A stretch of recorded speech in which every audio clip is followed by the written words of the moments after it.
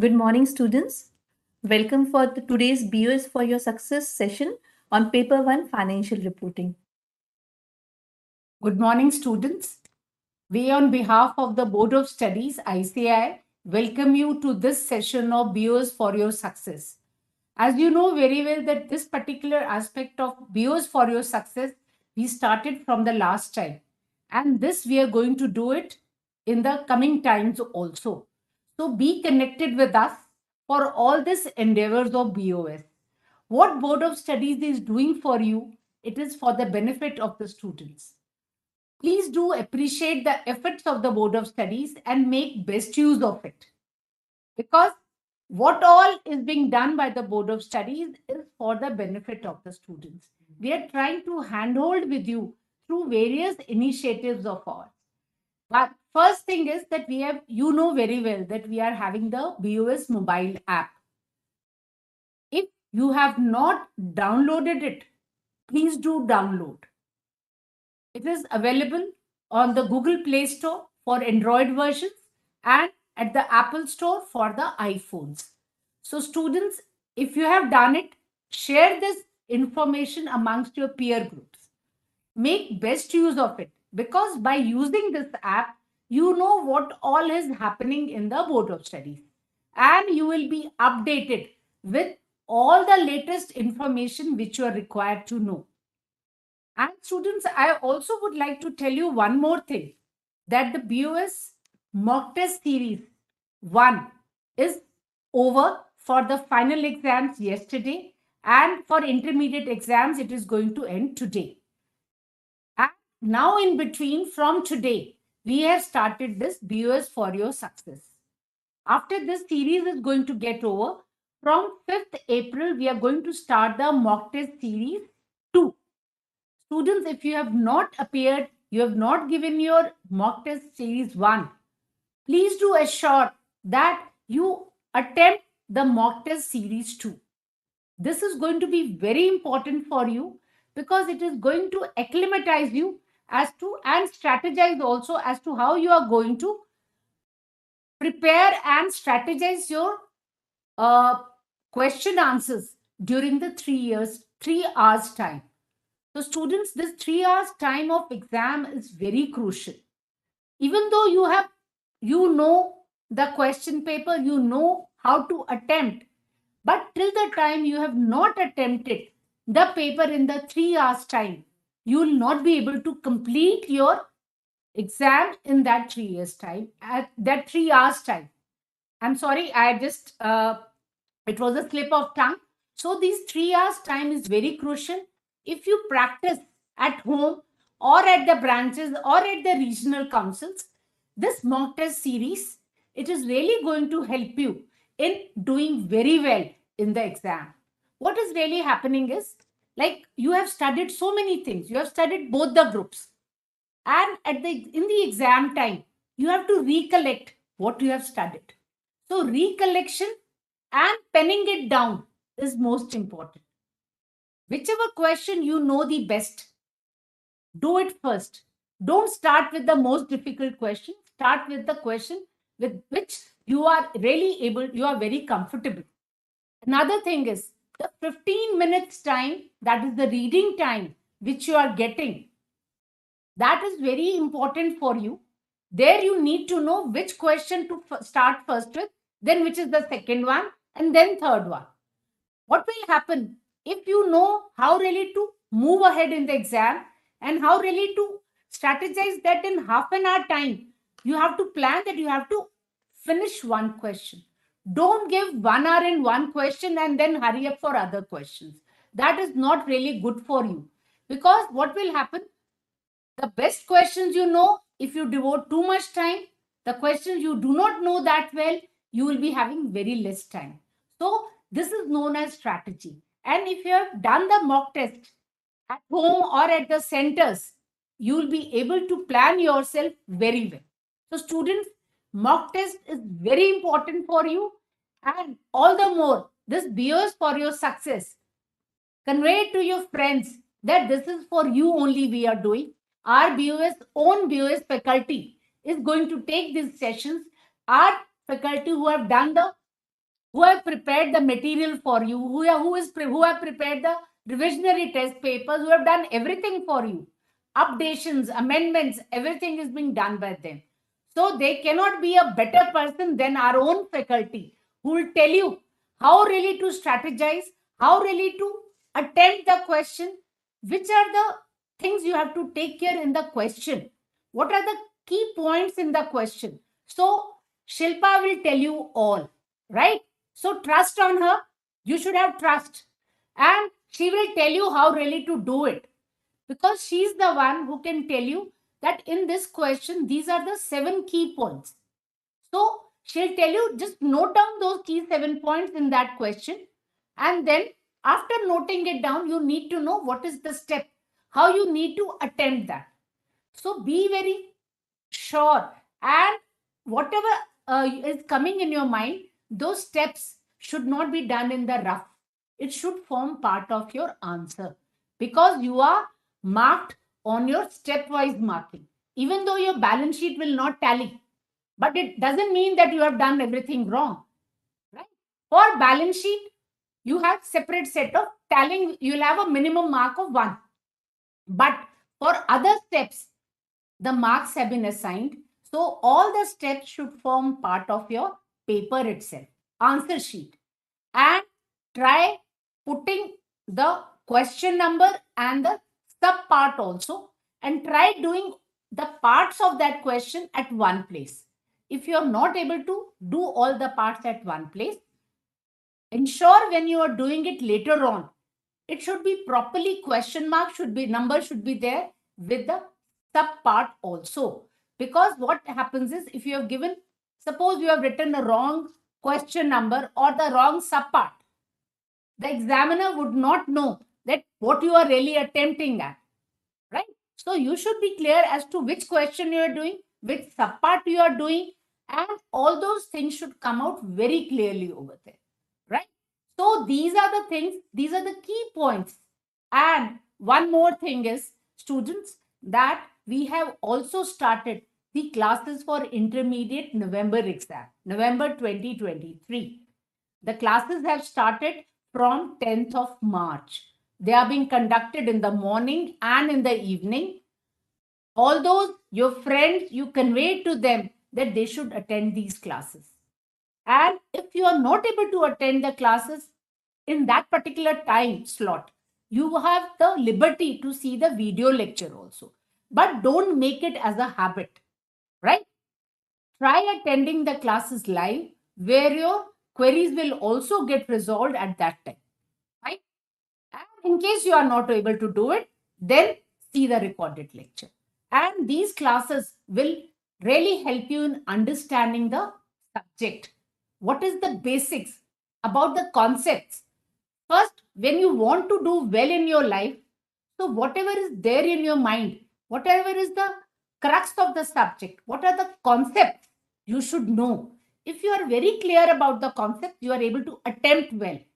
And your conceptual clarity is going to make you a successful chartered accountant. Please do understand, your conceptual clarity is going to take you forward. Passing, getting good marks, getting bit less marks is important, but what is most important is your conceptual clarity. When you are conceptually clear, you will get good marks. Right? So your thrust should be on the conceptual clarity and then on the clearing of the paper. Because if your conceptual clarity is there, you will clear. But if you clear the paper without conceptual clarity, then you will face problems in your future life. So please do understand the importance of the subject, the basics, the concepts of the topics, and everything is there for you in our material. Revisionary test papers are already out. You know very well. We have come out with the revisionary test paper in the first week of March. Attempt those questions. They are the questions based on latest amendments. Attempt them and see whether you are now knowing the latest amendments or not. The suggested answers also of November 22 are already out and they have been web hosted. So, if you have attempted the last time papers and you were unsuccessful, see where you have gone wrong. And all those who are appearing for the first time, see how the questions have been answered.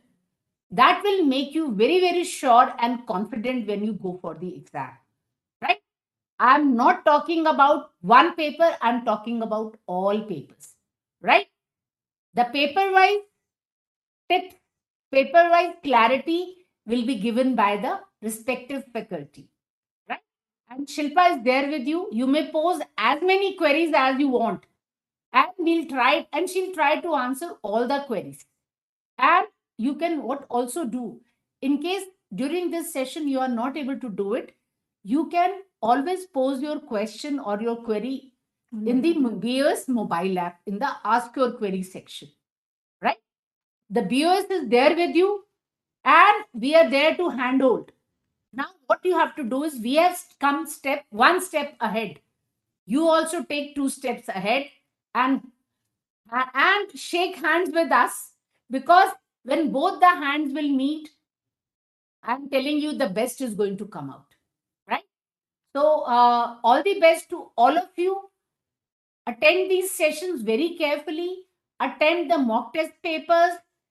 Don't do it orally, because in the exam time you are not going to do it orally.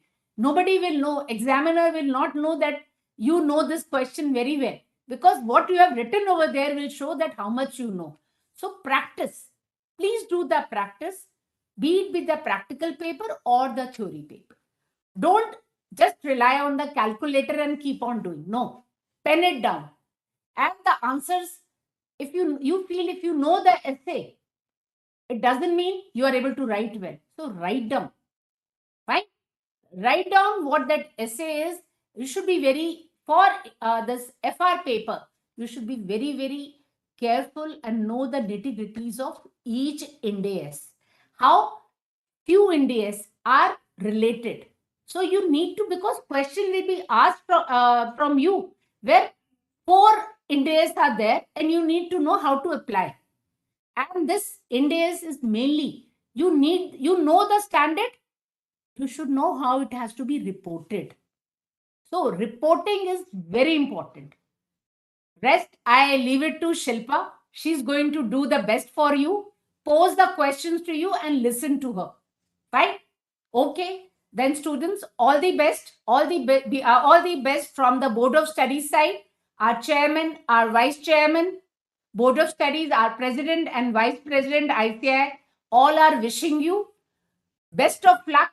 And very soon, after the mock test series 2, they all will be joining and they'll be interacting with you, right? Wait for that time. Meanwhile, you continue with your journey of knowing the paper well. Okay? All the best. Over to you, Shilpa. Thank you, ma'am. So students, first of all, let's begin with how we are going to proceed in the session. First of all, I'm seeing some of the students have already raised some queries. Like Rucha Kulkarni has raised query how to complete 100 marks FR paper in 3 hours. We'll be covering that also. And also one Harshil Jain has asked, ma'am, we should attempt sub part of the question separately, or we should leave some space for that sub part of the question if we want to do it last. So students, let me first answer Harsh's query, because Rucha, your query will be addressed as in when we are proceeding with the session. So first, Harshil, your query I am answering. You have to do all the subparts of one question at one place. It is not that in the same page you have to continue. In fact, I would advise it is always better to start any new question from a fresh page.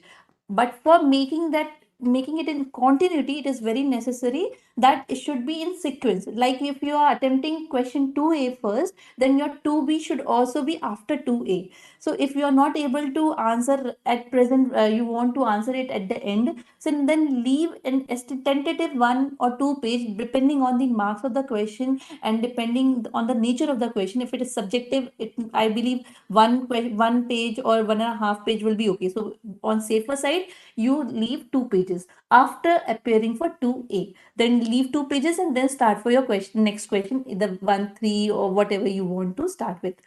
But you have to do all the pages. It is not necessary that after 1A, if your question 2A ends in between of the page, so you have to do it after that only. You should start, in fact, you should start from the fresh page.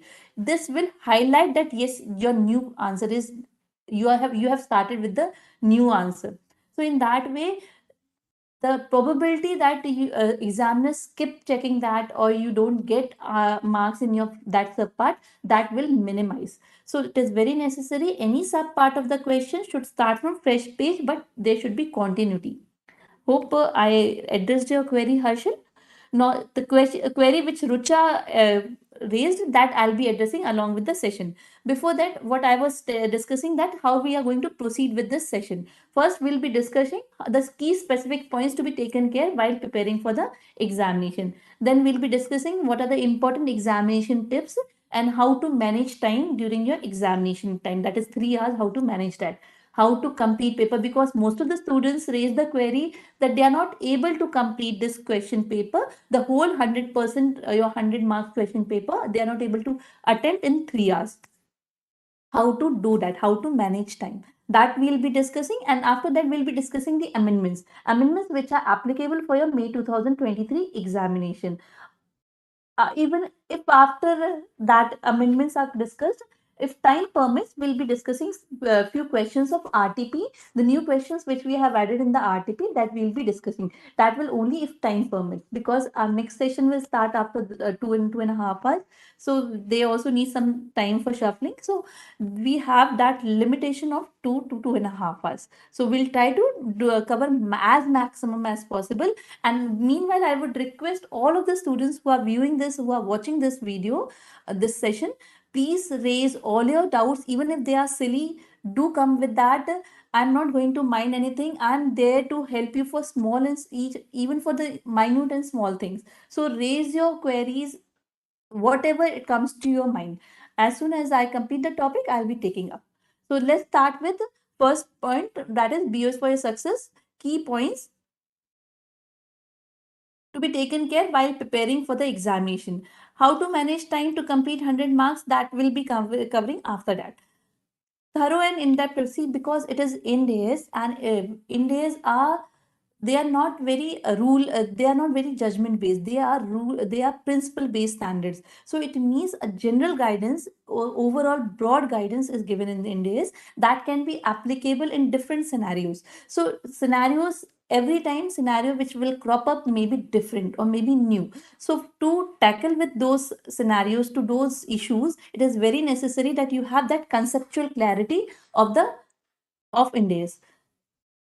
Okay, now Abhivaran, sorry, tips to score exemption, tip to gain confidence, and how to revise entire FR syllabus before exam. So to score exemption, Abhivaram, sorry, I'm not able to pronounce it properly, but Haripriya. Okay, I just say Haripriya have asked to score exemption. This is not right. Why to score exemption? Why not to pass the group? So just aim to pass the group, or to aim to pass the CA final examination. That is the better approach. Still, I'll be telling you how to excel in my paper. So right now, what I was discussing, that since India's are the broad guidance is given in Indian accounting standards, so it is very necessary that you have in-depth understanding of provisions of India's. This will help you in understanding the whatever new scenario, new issues, new practical situations come to your in front of you, you'll be able to answer, you'll be able to ponder on that, you'll be able to discuss on that, deliberate on that, only when you have that clarity of the provision. Definitely, after becoming passing or qualifying as a chartered accountant, you'll be always having a companion with you. You can open it, but for that also you should understand ki, what is the scenario, where in which standard you have to go, which what you should look for, which paragraph, which relevant paragraph you have to look for. These the financial reporting paper will help you in doing that, for making you understand what has been discussed in India, how the general situations to be handled, what are the provisions given in the standard, and for coming examination, you should know how to apply those provisions in your different scenarios. Mostly in your examination, whatever is given in the study material, questions are appearing from that study material itself. So what we are trying is that to come up with new scenarios in your RTP revision test papers. See, we are having three publications besides study material. Three important publications besides study material. One is revision test paper, one is suggested answer, and another is mock test paper. See, in revision test papers, we try to give new questions because we come out with the revision test papers 2 months, at least 2 months prior to the examination. In general, we come out in the month of February for your May examination, and but this time we got it in the month of March, but generally we come in the month of February. So revision test papers helps you understanding how in-depth clarity you are having. In case you don't have any, you feel that this question you are not able to solve, then you can go back to that particular chapter, to that particular index, and brush up your concepts again. So new questions we generally try to put in the revision test paper so that you don't lose your confidence also, and at the same time you are able to boost your confidence. You have that time to rework on particular standard if you feel that this particular concept you have missed in studying, or you are not able to recall that. So that is the purpose when we give new questions in RTP. Suggested answers are basically, they come out in the month of March, and the purpose is that whatever have been appeared in the examination, students must know what type of questions are appearing in the examination and how to solve them, how to present their answers. So what basically the questions are from the study material or from the RTPs, previous RTPs which we have released. So nothing more, maybe hardly one or two questions or one or two subparts which appears in your question paper. They are not from the study material, they are not from the RTP, but more or less the concepts or the similar type of questions in parts have been discussed in the study material. So you must be able to do that. So whatever the suggested answers provide you is basically manner of presentation and for understanding what type of questions from particular standards are appearing in the examination and what is the trend going on. Third is mock test paper. In mock test papers, what happens, we generally, it comes in the month end of March, and also the second series come in the month of April, where you don't have much time before examination. So our purpose is not to break your confidence. Our purpose is to boost your confidence, maintain that, and basically help you in time management.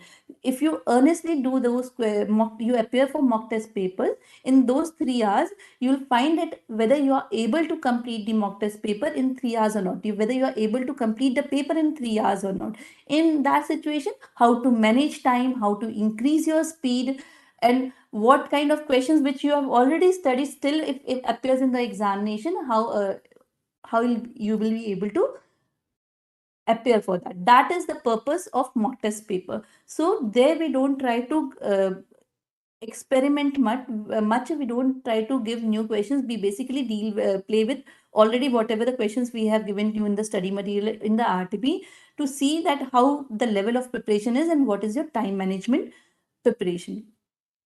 Okay. So thorough and in-depth preparation of entire syllabus. The reason behind explaining these three publications was that the testing of your in-depth preparation is tested through RTP and also through mock test papers, but more through RTPs. Next is written practice of both numerical and theoretical questions. This practice is basically this is judged through your mock test papers, because mock test papers are in the similar pattern which appears in your examination. The question paper which appears in your examination, that similar pattern we have followed in the mock test paper. We try to give it in that fashion only, so that you are able to complete, you are able to check yourself, how much you are prepared for your main examination. So for written practice of both numerical and theoretical questions, let me tell you, earlier accounting was understood as practical paper, as numerical paper. Now it is purely practical paper. Practical paper means numerical as well as theoretical also, with practical scenario, with practical situation. And also practical means conceptual clarity is required. So your paper of financial reporting is not purely numerical based paper, it is a practical paper. So for practical paper, it may be theoretical questions also, which are tested to understand to test your conceptual clarity. So it may be in the form of theory also. There may be a blend of both numerical and theoretical question, theoretical testing in one particular question also. So in that situation, it is very necessary that you have a handwritten practice of both numerical and theoretical questions. For example, sometimes a question which appears to be numerical, but the requirement part of the question states that describe the steps for the accounting treatment and provide the journal entries. In such a situation, first you have to discuss that, and discuss the provisions, how you're applying those provisions in the given scenario. So that will be in the form of theory, that will be in the form of paragraph writing, and after that you have to provide the journal entries and maybe sometimes extracts of financial statements. So that is why it is always suggested to have a handwritten practice of both numerical and theoretical questions. This will also help you, this will also help in hand and mind coordination. Sometimes what happens, we think that we are writing this, but our hand is not writing exactly what we are thinking, our brain is commanding. So by written practice, that there will be a sync between your hand and brain, and that will help you in whatever you know, putting pen down to pen down those whatever your thought process is. And also it will help you at the time of examination to increase your speed wherever it is required. If you feel that you are having less time and you have more to do, you can increase your time, and that will help you only when you have handwritten practice. So that is required. I'm getting few queries meanwhile, so let me not make them wait. Okay. How to revise entire syllabus before exam? See, students, let me tell you, since the syllabus of financial reporting is vast, it covers mostly all NDS except four NDS in entirety. So you need at least 3 rounds of study. In my opinion, being a technical standard, being a difficulty level is high for this paper, but still you get good number of questions for practice. So students score good marks only when they start their preparation well in advance. If you start your preparation, because you have to do for other papers also, so start your preparation 6 months prior to examination. Do at least 3 rounds of study, in which first 2 rounds of study should be complete. One is to complete an entire India's. When you are first time reading these standards, you won't be able to register 50% or more than that. Second time it will increase to 20 to 25%, it will go to 75%. The third revision, that minimum third round of revision, will help you in increasing the level to 90%. And for finding out, for just registering the concepts in your mind, it is very necessary that you go for 3 round of study. Start your examination preparation 6 months prior to the examination, and you must take first round of study for 2 months. 2 months along with another paper, if you wish you can continue. In my opinion, it should go in this manner. You should not hurry up for this particular subject, that you start and you just think, if I'll cover 30 pages or 45 pages of one chapter in one day, that won't work for this paper. For this paper, you need to be consistent, peaceful, and not tortoise speed, but yes, not rabbit speed also is not required. You have to be in an average space, you have to maintain for this particular paper. One thing. Second is, second round of study after 2 months, go for second round of study, because you have already done first round of study. Your speed will automatically increase, your understanding level will increase, so you'll be able to cover in 1 month the entire syllabus. And the third round of study, which should be of shortlisted exam questions and examples and test and knowledge questions, that should be a third round of study. Doing it independently, again without referring to the solution, honestly doing it handwritten, of only selective questions you can start with. That is the third round of study. This is 3 minimum rounds of study which I suggest you. And for examination, before examination, since this is first paper, so you can take 10 days before your examination. So your examination starts on 1st May, then you can start your FR practice from 20th April or 21st April. Give 10 days completely to this in days. So if your first paper goes well, your confidence level increases, your motivation level increases, and your G level also increases. So you'll be more enthused to appear for another 3 papers also. Okay, next question which came was tips to score exemption. This I'll discuss later, ma'am. Which are the important Indians to concentrate more? Okay. See, students, section wise weightages also we have uploaded on the website, that they are web hosted. I'll be covering in this session also. there are certain sections which are covering few standards, but the percentage is 10 to 20% or 10 to 15%. For example, for financial instrument, we suggest 10 to 15%. For group based financial statement, we suggest 10 to 20%. So in that way, for example, so they are covering few standards, but the weightage is high. And one question from one standard is generally asked from that in that particular section. It is not like that ki some questions are bearing for 8 marks, 6 marks, 4 marks. It's not like that. One complete question of 14 marks or 12 marks will appear from that. For example, financial instrument. Financial instrument में से आपसे दो question पूछा जा रहा है, आपसे 10-10 number के पूछे जा सकते हैं, और 8 + 12 भी पूछा जा सकता है. सो दैट पर्टिकुलर टॉपिक से पूछा जाए तो मेरे हिसाब से ये standards carry higher weightage and they should not be left out at all. They should not, one should not go for selective study even though we have prescribed section wise weightage. The reason behind is that even after prescribing section wise weightage, the question does not come one section means one question. One section के दो parts में question पूछे जा सकते हैं, और वो दोनों पार्ट्स जो है वो अलग अलग क्वेश्चन के हो सकते हैं. क्वेश्चन 2A का पार्ट जो है वो आपका सेक्शन 2 से क्वेश्चन 2A पूछा गया, और सेक्शन 2 से क्वेश्चन 3B पूछा गया. तो आप ये भी नहीं कर सकते कि हमें 6 में से एक क्वेश्चन छोड़ना है तो हमने क्वेश्चन 2 छोड़ दिया. हम घर में सेक्शन 2 नहीं पढ़ के गए, हमने एग्जाम में क्वेश्चन 2 छोड़ दिया. ये भी नहीं हो सकता, क्योंकि सेक्शन 2 नहीं पढ़ा है तो आप क्वेश्चन 3B भी नहीं कर पाएंगे. तो आप वो सेक्शन वाइज वेटेज बताने के बावजूद भी हम उसको सिलेक्टिव स्टडी नहीं कर सकते. That is what is the USP of this examination. You can say that ना. How to decide, how to gain confidence? For gaining confidence, only and only key is to have conceptual clarity, good written hand practice, and 100% coverage of your preparation. अगर आपने कुछ भी selective study की होगी, क्योंकि standards क्या होते हैं, इंटरलिंक्ड होते हैं. अगर आप यहाँ पे फाइनेंशियल इंस्ट्रूमेंट पढ़ रहे हैं, और फाइनेंशियल इंस्ट्रूमेंट का कुछ कॉन्सेप्ट हो सकता है आपके बिजनेस कॉम्बिनेशन में भी टेस्ट हो सकता है कुछ क्वेश्चन आपका, कुछ टेस्टिंग आपकी यहाँ पे 113 के समय भी हो सकती है, या 113 की टेस्टिंग आपकी फाइनेंशियल इंस्ट्रूमेंट के टाइम पे हो रही है. तो अगर आपने 113 नहीं पढ़ा तो आप फाइनेंशियल इंस्ट्रूमेंट पे कहीं पे थोड़ा सा गड़बड़ कर सकते हैं.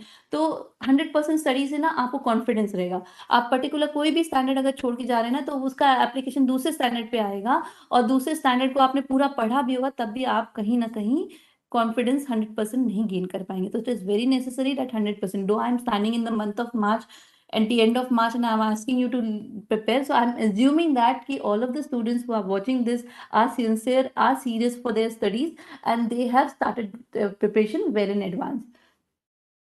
Next question was, see students, I want to cover my PPT also, but I do not want to leave any questions unanswered raised by you. So ma'am, which are the important Indias to concentrate more? मैंने आपको section wise weightage का बताया. मैं आपको यहाँ पर एक minute possible मैं आपको कोशिश करती हूँ सेक्शन वाइज वेटेज अगर दिखा सकूं तो दिखाती हूँ.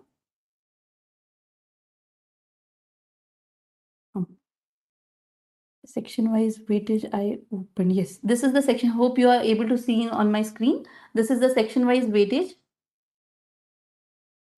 Section wise weightage अगर आप देखेंगे, for example, section 2 is on 10 to 15% आपका this है, और in days on income statement. This section covers only one standard, that is Ind AS 115. Revenue from contract with customers. So 10 to 15% is going to come from one particular standard. So it means that you are not going to leave this standard at all. You cannot take that risk. Similarly, if you go down, you will find section 6, that is 10 to 20% accounting and reporting of financial instrument. For sure, question is going to appear from this because we are having a section wise compliance. It means every section is to be covered in your examination paper. This particular section covers only financial instrument. There's one chapter in your study material for financial instrument. You cannot leave this also, because 10 to 20% means 12 to 24 marks. Question may appear in your examination for 12 to 24 marks. So you have a big stake of this particular standard in your question paper. Similarly, if you go with your section 5, that is 10 to 20%, which is Indian accounting standard on group accounting. So for group accounting, again, business combinations and consolidation. Consolidation में आपके 3 major standards हैं, sorry 4 major standards हैं. In fact, मैं 3 major standard ही सही कह रही हूँ. 103, आपका 110, 111 और आपका 27, 28 में 28 आप मान के चलिए, जहाँ पे एसोसिएशन उसकी बात हो रही है. सो ये 4 स्टैंडर्ड्स अगर आप पढ़ते हैं, आप एक पर्टिकुलर पूरा एक सेक्शन कंप्लीट कर लेते हैं जिसकी वेटेज 10 to 20% है. सो why to take that risk na? So it's always better to do these sections first. Yes, but for coming to this level कि आप इन standards को appreciate कर सकें, इनकी understanding आपकी full हो, इसके लिए जरूरी है कि आपको कुछ starting के standards पता होने चाहिए। जैसे आपका सेक्शन 1 है, first time adoption end S 1 आपको पता होना चाहिए, 8 पता होना चाहिए, 10 पता होना चाहिए, या आपको सम एसेट बेस्ड स्टैंडर्ड्स या आपका इंड एस 37 आपको पता होना चाहिए, सो दैट क्योंकि इनके प्रोविजंस आपके यूज हो रहे हैं। फॉर एग्जांपल शेयर बेस का ट्रीटमेंट आपका 103 में आपको एक्विजिशन के समय पता होना चाहिए, बिजनेस और कॉम्बिनेशन के समय पे। तो इन स्टैंडर्ड्स की आपको अदर स्टैंडर्ड्स की भी नॉलेज होनी चाहिए। तो इसीलिए सारे ही स्टैंडर्ड्स इंटरलिंक्ड हैं। इन सबको कवर करके जाएंगे तो आपका कॉन्फिडेंस लेवल कहीं पे भी डगमगाएगा नहीं। तो this is what I am laying emphasis on कि don't go for selective study for this paper if you want to मतलब prepare for this excel in this particular paper. और आप अगर 100% पढ़ के जाते हैं तो ऑब्वियस है 100% तैयारी करके जाएंगे तो एग्जाम में 100% करने लायक भी रहेंगे आराम से। और अगर आप 100 मार्क्स का करके आएंगे, अपेयर करेंगे, तो 60 माना पाना तो कहीं से मुश्किल नहीं है। तो इट इज़ वेरी नेसेसरी कि आपकी प्रिपरेशन पूरी होनी चाहिए, तो आपकी अपेयरेंस इन एग्जामिनेशन पूरी होगी, सही होगी, और सही होगी तो आपको ऑब्वियस है एग्जामिनेशन। तो मैं जो एक स्टूडेंट ने रेज किया था मैं उसको वैसे भी आंसर करी हूँ, प्लस आप आराम से ग्रुप को निकाल सकते हैं। This common strategy should be followed for all paper, at least for my paper. Okay, which are the important indices आपको मैंने से बता दिया है। आप 115 जरूर पढ़ के जाइए। आप वहाँ पे बिजनेस कॉम्बिनेशन और कंसोलिडेशन में से एक क्वेश्चन आता ही है, फाइनेंशियल इंस्ट्रूमेंट में से क्वेश्चन हमेशा आना ही है, तो ये रहेगा। उसके अलावा कुछ ऐसे सेक्शंस हैं जहाँ पे मोर देन 4-5 स्टैंडर्ड्स हैं। फॉर एग्जांपल आपका एसेट बेस्ड है तो उसमें कुछ ऐसे आपको लीजेस पे आप जरूर रखिएगा। आप बोरोविंग कॉस्ट पे क्वेश्चन आता ही आता है, पीपी पे आ सकता है। ये 3 मेन स्टैंडर्ड्स हैं जिनको आप कवर करिए एसेट बेस में। क्योंकि अगर आपको 16 पता है तो मोर, और इम्पेयरमेंट, एक इम्पेयरमेंट का स्टैंडर्ड भी देखिए। अगर आपको 16 पता है, इंडिया 16 के प्रोविजंस पता है, तो मोर और लेस आप इन्वेस्टमेंट प्रॉपर्टी में भी कर सकेंगे, मोर और लेस आप इंटेंजिबल में भी कर पाएंगे। तो काफ़ी कुछ कवरेज आपकी सेम हो जाती है। जैसे आपका रिवैल्यूएशन का पार्ट है, आपको इन्वेस्टमेंट प्रॉपर्टी में कहाँ पे कहीं ना एक पर्टिकुलर पॉइंट के बाद जाके इन्वेस्टमेंट प्रॉपर्टी में पीपी के ही प्रोविजंस फॉलो होंगे। तो इसीलिए आप अगर इंडिया 16 प्रिपेयर करते हैं तो काफ़ी कुछ आप उसकी भी कवरेज कर लेते हैं। तो जब आप उनको करेंगे, उन स्टैंडर्ड्स को करेंगे, इंडिया 40 करेंगे या इंडिया आपका 38 आप पढ़ाई कर रहे होंगे, तो आपकी स्पीड बढ़ जाएगी क्योंकि आपको लगेगा ये पढ़ा हुआ है, तो अंडरस्टैंडिंग जल्दी होती चलेगी आपकी। तो इन 3 स्टैंडर्ड को आप पहले कवर कर सकते हैं। इम्पेयरमेंट भी, सॉरी, इम्पेयरमेंट को भी आपको कवर करना है। इम्पेयरमेंट तो पूरा डिफरेंट हो जाता है, तो इसीलिए आपको वो पढ़ना है। सेक्शन 4 मैंने आपको नहीं, सॉरी, मैंने सेक्शन 3 में बताया आपको। सेक्शन 1 में इंडेस 1 से क्वेश्चंस ज़्यादातर आते हैं। किस तरह के क्वेश्चंस आते हैं? बेसिकली इंडेस 1 में आपको करंट, नॉन करंट की बाइफर्केशन, क्लासिफिकेशन जो है वो, प्लस आपको ऑपरेटिंग साइकिल बताना, और कब आपका करंट से नॉन करंट क्लासिफिकेशन हो जाता है, नॉन करंट से करंट हो जाता है, किस सिचुएशन में मेंटेन रहता है, that is breach of contract, जहाँ पे आपका कॉन्ट्रैक्ट है, जहाँ पे आपकी एक कार्व आउट है आपका इंडियस का आईएएस 1 से, उस पे ज़्यादा क्वेश्चंस आपके पूछे जाते हैं। तो उन एरियाज को आप थोड़ा ज़्यादा फोकस कर सकते हैं। 8 और 10 के लिए आपको जहाँ पे रीस्टेटमेंट की बात है, कैसे एरर आइडेंटिफाई हो रहा है, एरर है कि नहीं है, कि आपका ये किस तरह की एरर है, इसके बेसिस पे आपको रीस्टेटमेंट करना है कि नहीं करना, ओपनिंग बैलेंस शीट जाए, थर्ड बैलेंस शीट बनेगी कि नहीं बनेगी, या आपको सिर्फ कंपैरेटिव पीरियड का ही बस स्टेटमेंट करना है। इसके बेस वाले क्वेश्चंस आपके ज़्यादा होंगे। Events occurring after the balance sheet date के कारण से इम्पैक्ट और उसकी प्रेजेंटेशन क्या होगी, इस पे आपके क्वेश्चन ज़्यादातर पूछे जाते हैं इन स्टैंडर्ड में से। Next comes for your presentation में इंडेक्स 7 इज इम्पॉर्टेंट। इंडेक्स 7 से जब भी क्वेश्चन आता है तो हमेशा 8 to 10 मार्क्स का आ रहा होता है। तो इस पे भी आपका जो है, इस तरह के क्वेश्चन जहाँ पे पूरी मतलब नहीं कि एक आपको कैश फ्लो स्टेटमेंट बनाना है, उस तरह के क्वेश्चंस ज़्यादा आते हैं। पिछले 2-3 बार में एक फॉरेन ऑपरेशंस या उनकी ट्रीटमेंट, फॉरेन एक्सचेंज वाले जो आपके आइटम्स हैं उनकी ट्रीटमेंट भी पूछी गई। तो वो तो स्टैंडर्ड की कंसेप्चुअल क्लैरिटी मैं आपको शुरू से फोकस करने को कह रही हूँ, तो that is required. So you have to do that also, but one complete question may appear from India's 7. Then is your 113 है, तो फेयर वैल्यू पे एक स्मॉल क्वेश्चन आता है जनरली 6 to 8 का, वो एवरी टाइम नहीं आता। आप मान के चलिए 2 अटेम्प्ट के इसमें जो ट्रेंड चलता आ रहा है, तो आपको वो एक बार चेक करना है कि आपका क्या चल रहा है, कितनी प्रोबेबिलिटी है आने की, ये तो आपको इतनी एक्सरसाइज आपको खुद करनी पड़ेगी। ठीक है, इनकम स्टेटमेंट इंपॉर्टेंट है, हर बार पूछते ही हैं। एसेस में से ये पूछा, लाइबिलिटी साइड में आपका आपके बेसिकली स्टैंडर्ड्स जो आते हैं वो 37 और 19 है। इसमें से मोर और लेस एक अल्टरनेट में से स्टैंडर्ड पूछा जाता है। तो आपको इसमें खुद ही देखना है कि किस तरह का पिछली बार आ चुका है, किसकी प्रोबेबिलिटी ज़्यादा है। पर एसेट बेस में आप 16, 36, 116, 23 इनको आप प्रिपेयर करके जाएँ। ये आपको काफ़ी हेल्प करेगा बाकी स्टैंडर्ड्स की उसके लिए भी अंडरस्टैंडिंग के लिए। Then comes on Ind AS and items impacting the financial statement. इसमें से 12 इम्पोर्टेंट है आपका। 21 एंड 108 या फिर 33 इज इम्पोर्टेंट। 12 और 33 आप थोड़ा ज़्यादा फोकस देके पढ़िए। 21 और इन पे आप मान के चलिए थोड़ा आपको एनालाइज करना पड़ेगा किस अटेम्प्ट में कौन सा आ रहा है।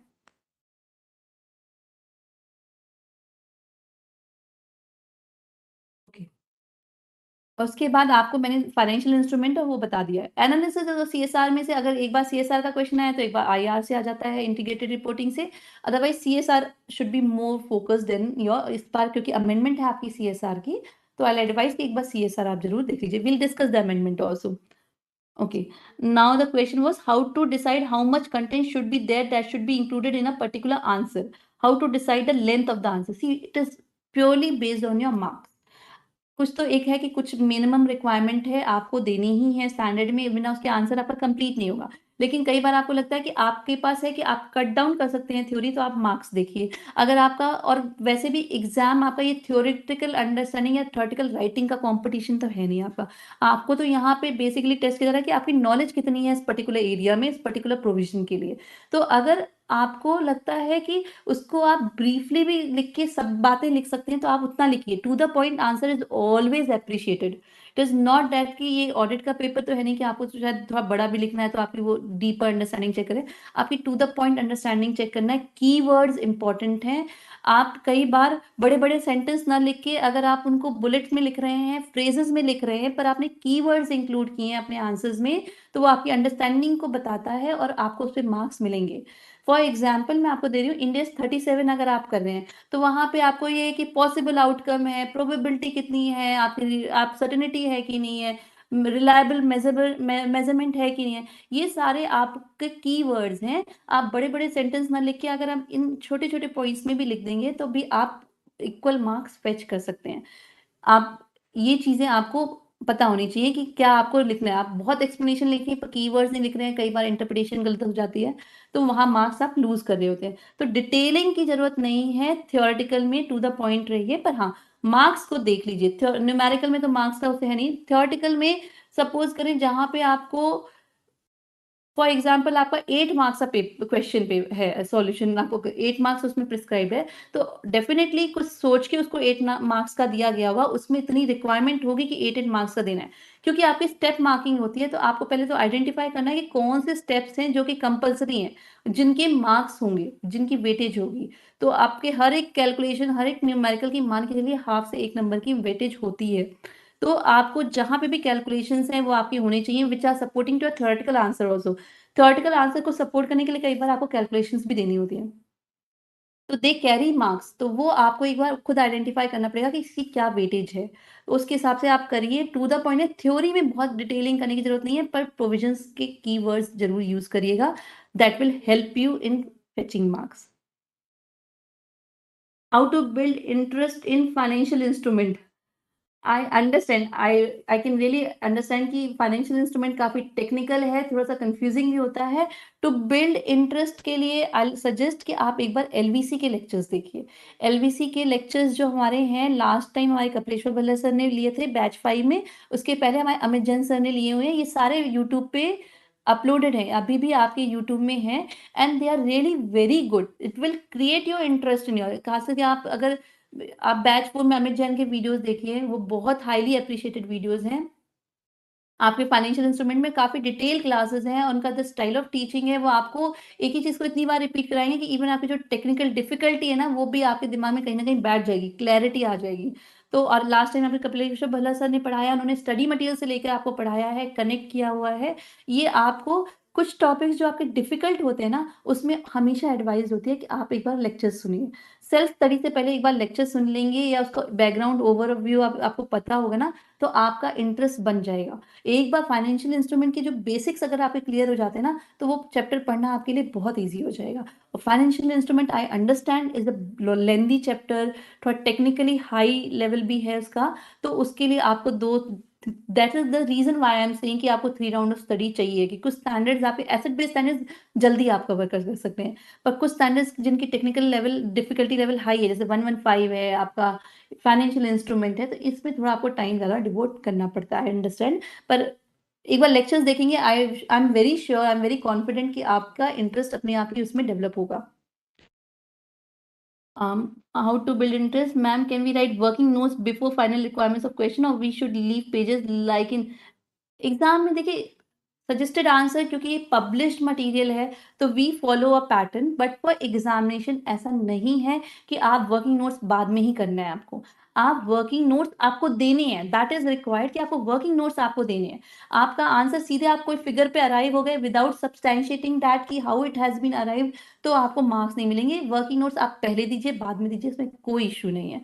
अगर जहाँ पे क्वेश्चन में आपको कहा जाता है कि बैलेंस शीट बनानी है, तो वहाँ आपको टेंटेटिवली पता है कि एक बैलेंस शीट एग्जाम के क्वेश्चन पेपर में अगर अपेयर कर रही है 1 पेज की, तो ऑब्वियस आपके आंसर शीट में भी 1 या 1.5 पेज की लगेगी। तो आप ज़्यादा छोड़ देंगे स्पेस तो कोई दिक्कत नहीं है, ना कम छोड़ेंगे तो आपको बाद में थोड़ा सा आपका मेसी सा लगेगा आपका सॉल्यूशन। तो इस ऑलवेज ऑलवेज एडवाइस कि आप थोड़ा एक्स्ट्रा पेज छोड़ दीजिए, एक्स्ट्रा स्पेस छोड़ दीजिए। आपको जहाँ लगता है 1.5 पेज लगेगा, 2 पेज छोड़ दीजिए। आप उसके बाद वर्किंग नोट कर लीजिए। अगर आपको ऐसा लगता है कि मेरा इससे कहीं पे एक प्रेजेंटेशन एज पर सजेस्टेड चलेगा, तो आप वैसे कर सकते हैं। Otherwise it is perfectly acceptable कि अगर आप पहले वर्किंग नोट्स कर रहे हैं, उसके बाद आप बैलेंस शीट कर रहे हैं, कोई दिक्कत नहीं है, आप कर सकते हैं। एग्जाम में 3 घंटे में आपसे परफेक्शन की उम्मीद नहीं की जाती। आपसे उम्मीद की जाती है कि जो भी आप कर रहे हैं लेजिबल हो, क्लियर हो, एग्जामिनर को पढ़ना समझना इजी हो, तभी वो आपको मार्क्स भी दे रहा होगा।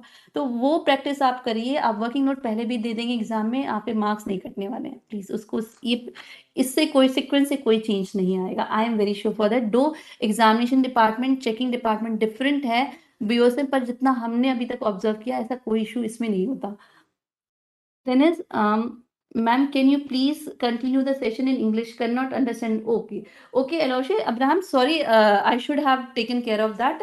See, to sequence should be meant, it is not necessary that you have to do working notes before or after your main solution. It is purely as per your convenience. If you want to do first your working notes and then your main solution like balance sheet, it is completely okay. However, sometimes it happens that your question requires to prepare balance sheet or a statement of profit and loss. There you can estimate how much space is required and how much can be used. So accordingly, you can leave the question, leave the page, and then you can start with the working note. However, if you feel no first working note, you are comfortable with the working note and then preparing the balance sheet, you can do that also. That approach is also acceptable. No issues. What is required is that you should be legible, you should be clear in your handwriting should be legible, your answer should be clean and clear. It should not be very messy type of that examiner needs time to understand. So they will face problem, and there you may also be land up in a problem that you somewhere some steps are missed out by the examiner and you lose marks. So clear presentation, clean presentation, that is required. So do that, follow that. Working note prior or after the main solution, that is quite okay. No, that is your choice. Which saves your time, which saves your understanding, that is more important. In examination, that is what we are look for. That's what we look for. Okay. Abhishek Arora, how to solve questions of India's 103 business combination. Uh, See, Abhishek, that is purely based on your practice. If you feel that you are not able to complete 103 questions or solutions, there are no particular trick. You have to do practice as good as number of practice as possible for you to do that those lengthy questions. For this, one key tip which I would like to give is that for every transaction you should be independently able to give a accounting. For example, if a treatment comes for taking over some unidentified liability which was not taken, which acquiree had not accounted in their books. Now, as an acquirer, when you are acquiring that business, you are taking that unidentified liability also. What should be the accounting treatment?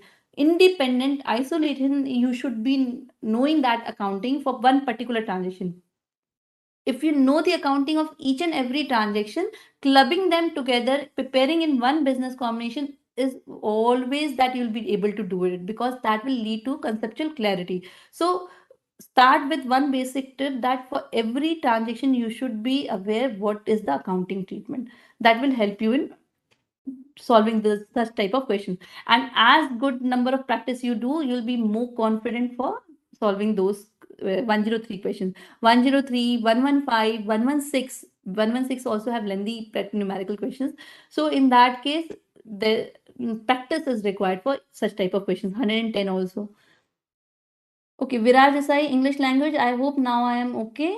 Uh, Yes, I attended Amit Jain, sir. So, Sumit Jain, you can give your feedback. How do you like that? Most of the students, this is not the correct platform. Still, I want to just request you all. We are going with new, we are soon going to start with a new batch of live coaching classes in the month of April. So, students, what we have observed that you want good faculties, best faculties from BOS, but you are not giving your feedback. Until and unless you give your feedback, how will we able to understand whatever we are providing is best for you or not? So please give your feedback, fill the feedback form. We have tried to make it easy, simpler feedback forms. We every time we are trying to simplify the feedback form so that it does not take much of your time also, and we are able to understand what is your requirement and expectation, and we'll try to meet it out. So please fill the feedback form also. And Sumit, since you have attended Amit Jain's classes, you can give the feedback here also. Abhishek, what are the basics of India's 115 income recognition? See, right now, Abhishek, I already told you that we are having limited time and I have not even started my PPT. I'm answering your questions. I'll try to cover that also, but taking up only one standard for one student, it will be difficult for me.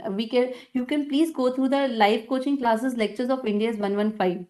I have given it by different faculties, by CA Aditya Kulkarni in one batch, by CA Alok Garg in one batch. In fact, one time I believe I have given it to Kapleshwar Balla sir also, and one time it was given by Amit Jain sir also. You have to search it on your YouTube in which batch it was, but I have tried to give these standards from different faculties, whichever you feel is there, because all the faculties are in financial reporting. At least I can say so confidently that all the faculties which have taken these topics, they have come out with a very good lecture. 115 by Alok sir, by your Aditya sir, they are really very good. Please go through that for understanding the basic concepts of 115. This would not be the platform, and 115 cannot be covered in 1 hour. No? So please refer that. Let me answer other students' query. Otherwise, you can go through, you can ask me any particular query on in this particular standard in your through your mobile app. Okay. Ma'am, do I need to specify the India's provisions first for every question? Like when a consolidation question is asked for 16 marks or 20 marks, then do I need to write some provisions before answering the main content? No. See, it depends on what the nature of the question. If the nature of the question is to comment or to analyze, then there you need to write the provisions of the standard in your own language. Definitely, it is not possible for you to ratify everything and then to do it. So that is not possible. But your understanding of the standard can be worded down, no? Can be penned down. So write the provision of the standard as per your understanding, and then connect that provision of the standard with the scenario given in the question paper. Then come up with the your understanding, your conclusion or your judgment, what should be as per the requirement of the question. So where the question requirement is comment, analyze, recognize, reconcile, such type of describe, explain, there you have to put the provisions. Where the question is of 16, 18 marks, it definitely requires preparation of balance sheet, or for coming out with one particular accounting, or to come out with the revised values. There two liner or one liner provision is sufficient. You can do that. Huh? Depends on what is the requirement. Key requirement of the verbs which are used in the requirement part of the question, that is very important. Most of the students do not focus on that or do not give emphasis to that. That is wrong. what happens, some students come to us now, they say, see ma'am, my answer is right, whatever was given in the suggested answer, that is what we are matching, but still we have not scored full marks in this particular question. The reason is that they only see the numerical part, see this figure given in the suggested answer, we have also arrived this to this figure, but उसके ऊपर का उसके नीचे जो हमने explanation, whatever explanations we have given before and after that particular calculation, they miss writing that, and they see, they want that full marks should be provided to them. So that is not the way. You have to go through the requirement part of the question, explain, describe, discuss, comment, analyze. These all require to put some theoretical lines also in your solution, to put the provisions, to comment, to give substantiate your understanding with the connecting the provision and also connecting with the scenario, and then to put your understandings to substantiate it. It may be plus minus, or what should I say, कि whether it should go in this manner, आपको यहाँ पे जाना है कि ये ऐसा भी हो सकता है, ऐसा भी नहीं हो सकता, लेकिन इस पे एम्फेसिस आपका इससे ज्यादा हो रहा है, you are emphasising more on this particular facts of the question, and based on that you are arriving at particular conclusion that has to be given in the solution, where question requires analyze, comment, discuss, explain. Okay, so take care of those verbs given in the requirement part of the question. Okay, next is, at first, Sumit Jain asked, at first and last, both working notes can be given. Okay, but it's better to do one way. Either give all your working notes at the beginning and then come to the main solution, or you give the main solution at the beginning and supporting working notes at the end. But if you put working notes at the beginning, at the end, and in the mid you are giving main solution, that won't give a good presentation of the solution, and may land examiner also in a situation where they may miss out something. So sometimes what happens, you give the working note, then the main solution, they won't go further and they won't see you have given other working note also. So don't take that risk. I'll advise, follow one approach. Either working note at the beginning and then the main solution, or either the main solution at the beginning and then the working note. Don't spread it everywhere. Na? That is not the right approach.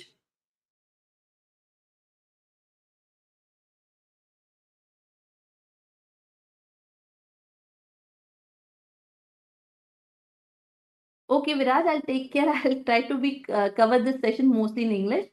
Uh, since sometimes students write to us that they don't find it more effective, so we were asked to be bilingual. But it's okay. English is also okay. I'll cover most of the session in English. Okay, Nakul, for practicing questions given in study material are enough for topics on. For practicing questions given in study material are enough for topics, especially in days 115, 116, financial instrument and business combination, and CFS. 115 students, my study material, I believe, covers more than 50 questions, illustrations plus test knowledge. 116, similarly, we are covering more than 60 questions, which includes illustrations and study test knowledge questions. I'm not talking about examples therein. Financial instruments, besides examples, we are covering almost 100 questions. If we cover all the units and the test knowledge part, comprehensive illustrations, we are covering almost 100 questions. Still, in business combination, there are almost 20 questions, which is illustration plus your practice questions given in your test knowledge part. Similarly, in CFS also, we are having more than 50 questions. Still, if you believe that you require more questions for practice, it means I really appreciate that you have started your practice well in advance. In such a situation, go through the RTP questions. We try to come out with new questions in every RTP, which is not in your study material, financial reporting study material. So then you can have that practice on it. Otherwise, yes, whatever the questions, straightforward question I would like to give, besides going diplomatically or round and round, yes, whatever the questions given in the study material, they are enough for practice if you have that conceptual understanding. Because the past trend from since 2018, what I am looking is that 80 to 85% is covered from your study material only. So if you follow the questions, or you have practice, handwritten practice of illustrations and test knowledge questions of the study material, you'll be able to do 100% of your question paper. I'm very damn sure about this. So yes, it is sufficient if you do it properly.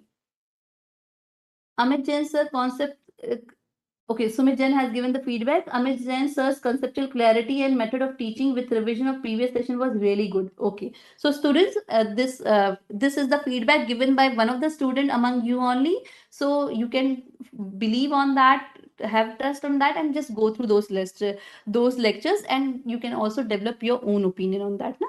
So it is advised the difficult topics which you feel that it is you are not able to understand, and because of that lack of understanding, interest has not been developed. Go through these lectures, because when somebody else teaches you, they have applied their mind, it is easy for you to understand and then to proceed. That will also create your understanding or an interest. Okay, so now queries have ended. Let me go through with the ppts.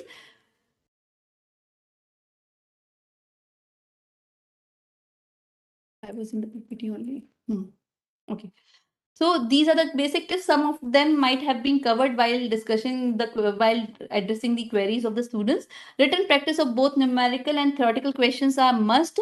This will help you in mind and your brain and hand coordination, and also in increasing the practice or the time, increasing your speed at the time of your examination. So this is very important. Sometimes what happened, when we are solving the question orally, we feel that we know the concept, we are able, we'll do it. What we do is that basically we don't do accounting, we do auditing, we do verification or vouching. Okay, I believe this should be the calculation, yes, it is given in the material. Next, again I did it in the calculator, this is the figure, yes, it is given in the material. But do in practical financial reporting paper you only write amounts or figures? No, you have to write a statement also. You have to write it in a particular format, in a presentation should be correct. So that is not in your mind, only calculation part is in your mind, and you feel that orally you are doing it. Even for theoretical questions, what do you think? Acha, I believe yes, it should be a provision, it should be yes, it is, provision has been done. Why it is provision, why it is a contingent liability, the reason which is given, you don't see that. And when it comes to writing the examination, you have to give the reasons also, there you falter. So this is the reason why we ask you to do written practice. In written practice, you cannot straightforwardly come to the conclusion, you have to give the reasons also. In third questions and in numerical questions, you have to do steps also to arrive at particular calculations. So that's why it is very necessary in financial reporting, do the written practice of both numerical and theoretical question. One more thing, recently one student came to us. That particular student was saying that he was more comfortable in theory questions. What he used to do is that he used to do all theory questions of financial reporting at the beginning, and then start with the numerical questions.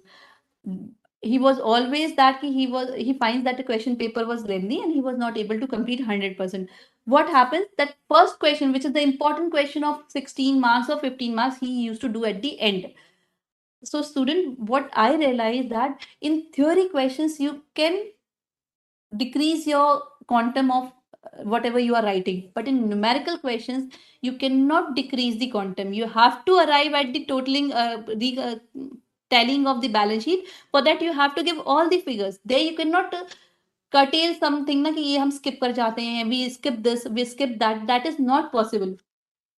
So it is always advised to start with your practical questions. Definitely, whatever question you are more confident, more sure that you'll be able to do it correctly, 100% correctly, you start with that to leave an impression that gives you an edge, that gives an edge in the mind of the examiner. But don't leave for the last moment a big numerical question, because you cannot curtail the size of that particular question. You have to do every calculation. So there you won't be able to complete it that in with small amount of time, because definitely at the end you won't have whatever the time you are expecting. That if I believe for 16 marks question I'll be giving 25 to 30 minutes, at the end you won't be having that 30 minutes for 15 marks question. You'll be having say 20 minutes only, or say 15 minutes only. In that way you won't be able to complete it and you lose marks. So it is always advised to leave that theory questions for the end. What happens in theory questions, you are not able to give one big paragraph, you can write 4 to 5 bullet points.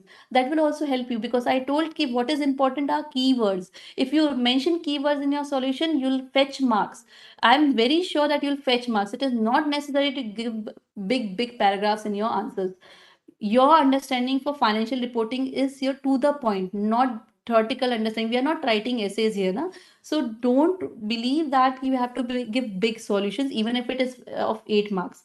Keywords, bullet points will always help you in uh, drawing the attention of the examiner. So if you are confident that whatever bullet points you have given, they are correct, put it in bullet points only. That will help in getting more marks to you. Okay. So this was one.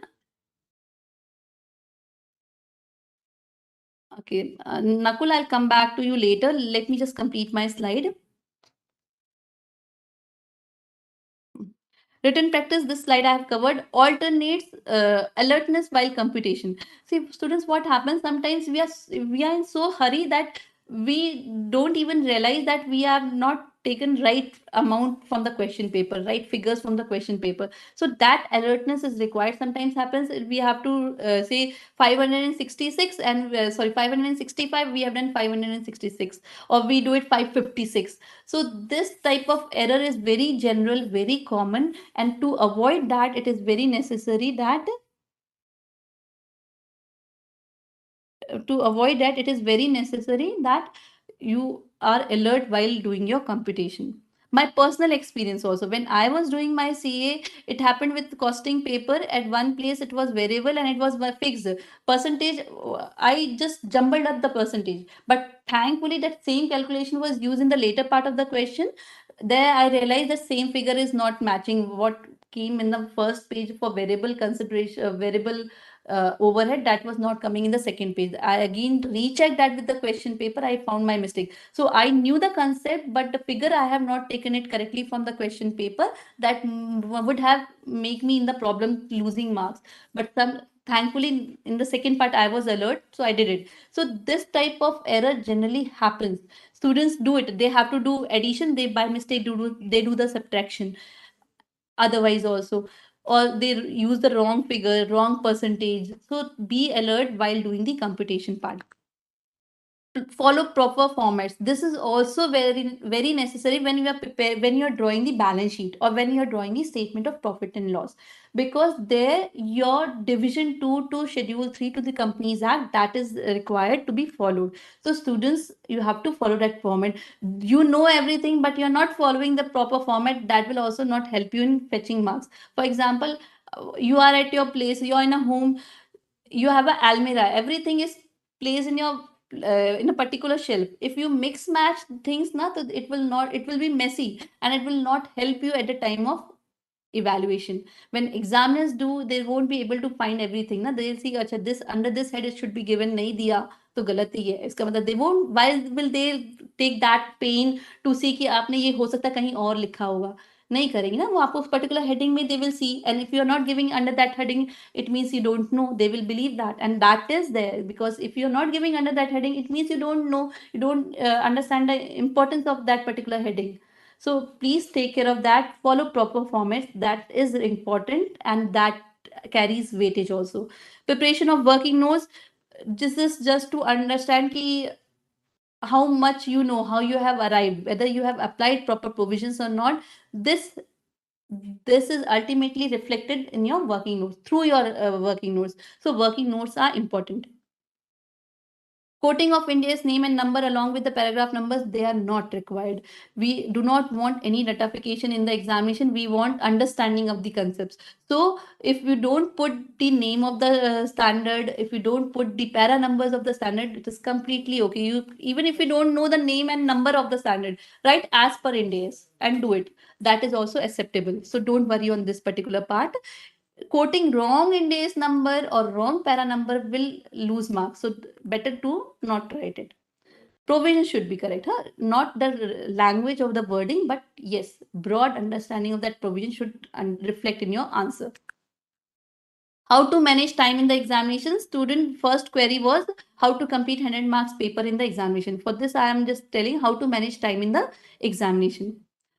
You all must be aware that you get extra 15 minutes before the start of the examination to read the question paper. Now the question is how to effectively utilize these 15 minutes. See, your question paper runs in almost say 15 to 20 pages. It is not possible to read 15 page in 15 minutes. I understand that.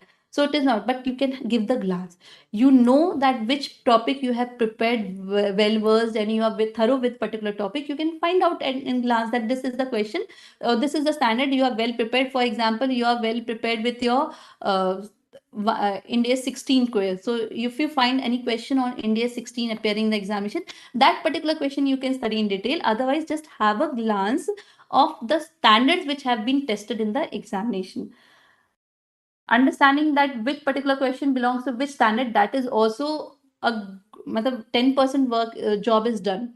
So if you identify the standard in a particular question, you'll be able to understand how much confidence you have to do that particular question. That is one of the trick which should be applied. 15 minutes should be used in that manner. Also going through the question paper ki already you have studied this question or not, how much time you have given this, how much time you have given for practice of this particular question, that will also help you in understanding you'll be able to complete this solution in your exam or not.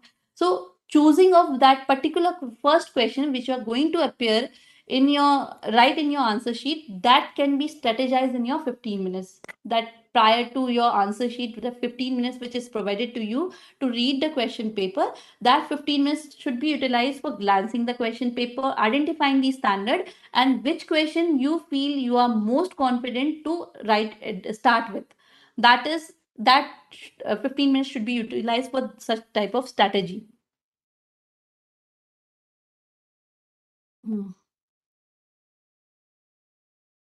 One more thing is that based on the subparts given in the question paper, you have to also do the allocation of time. That also is to be done in 15 minutes if possible for you. That okay, they are in total there are 16 questions including the subparts. So how much time should I take to devote to one particular solution? That can also be strategized in that first 15 minutes of reading time.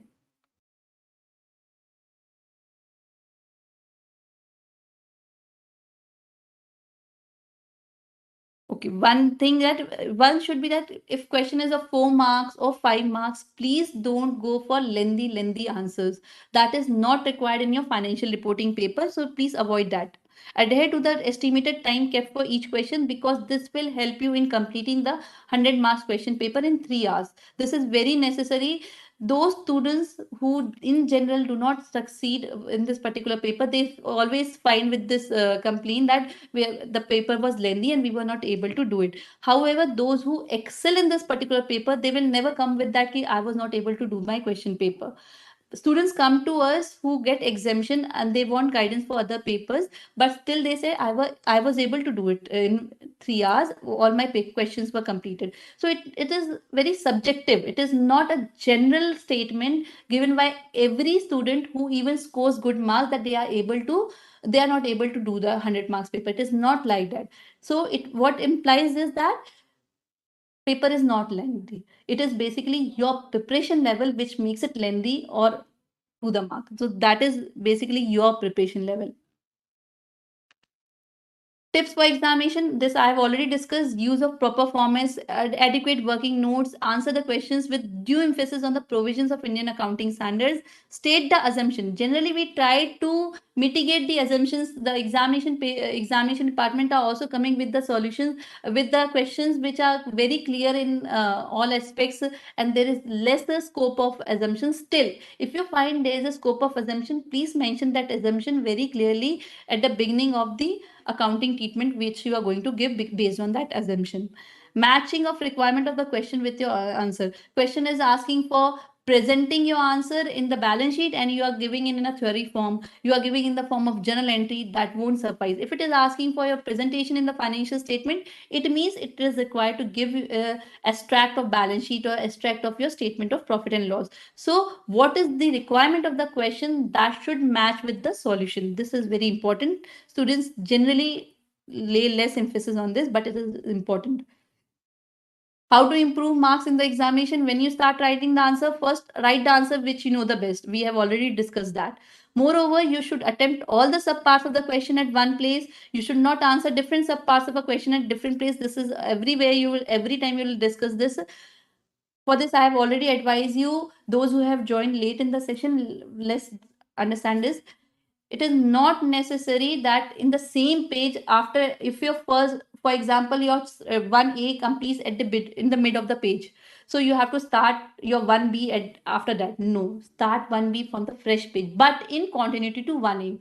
It should not be 1A, then 2A, and then 1B. No, it should be 1A, 1B. If you are not confident with 1B, you want to leave it for the end, leave tentative space for that. Leave one page or two page. Extra page, if you leave, that is not a problem, but leaving less space is a problem, will land you in a problem.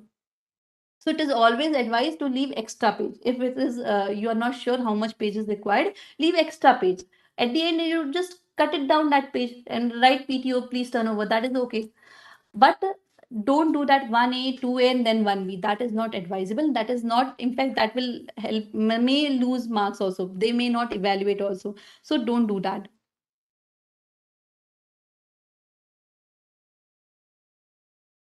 Okay.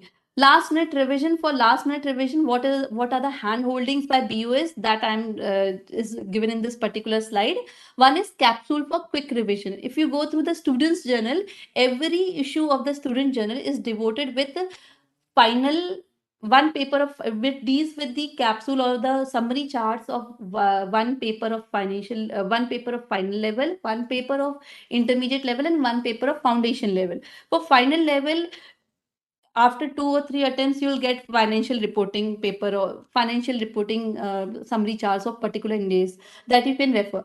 Those indices have been collated, compiled, and given in your website also, like subject wise capsules. There you can find till date whatever in summary charts of indices we have given in the form of capsules. We have given the heading capsule to them. So those summary charts have been compiled there, written issue wise, and everything is there. You can go and these summary charts are basically provisions of the standards given in a flowchart manner, in a pictorial manner, in a tabular manner for your better understanding and for your last minute recapitulation. So you can refer that before your examination. If you are having your own personal notes, you can refer that also. Practical questions which you have practiced in your first, second, or third round of revision and have shortlisted them by making some particular marks or symbols that you can study during before your examination. Since this is your first paper, financial reporting is your first paper, so you should, and this is a technical difficulty level is also high, so I advise you to study 10 days before your examination, start study this paper. So if your examination is starting on 2nd May, then start studying from 21st today or for tomorrow. Start with this particular paper, Indian Accounting Standard, and start solving those questions which you have marked out or shortlisted for your last revision. This is for practical questions. We have come out with Saransh booklet also. This is basically whatever capsules we have given that has been compiled. Now Saransh is not only for final paper accounting financial reporting. It is for two, it is given in two parts.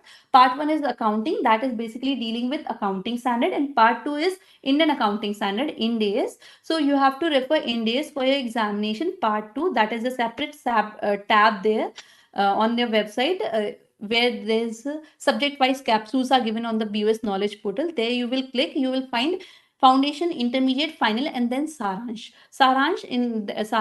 for accounting. There you will find part 2, Indian Accounting Standard. You can refer all these standards, summary charts of all these standards have been covered therein. So the link is also given in the website, this particular slide. You can use that, or you can go through the knowledge portal. There you will find it easily. Do's and don'ts before and after appearing for the examination. There are some basic tips everybody know, but they don't practice. That's why we have come out with the slide here. We know that we have to be positive, but there are many negative surroundings, negative influences which come to our mind, and our mind is like that. We attract negative things much quickly than what is the positive vibes. So it is always advised not to be not to be social at that time. Focus on your studies, go through positive thoughts only. That is very required. We don't practice that, so thereby though we read this, we listen this, but we don't practice, so we don't believe this. So that is very necessary, and it works. It really works. Positivity works. We don't realize the importance of this, but it works somehow. you maybe indirectly it works for you, but it works. So be positive with your surroundings. Don't do certain things which lead to distraction with your studies. Social networking, WhatsApp, Facebook, Instagram, please try to avoid these things. Even all the comments, students jitteriness, what they face, that I don't understand, how will I be able to do it, I feel like I am not able, I have studied nothing, nothing is in my mind. Don't go with this. Enjoy that jitteriness, that nervousness, that is the feeling. You should know how to enjoy that. Okay, it will come, it is natural, it is will come. So you should not be panic, you should not lay much emphasis on those feelings, and just try to subside that and focus on your studies. You will find that you have naturally overcome that.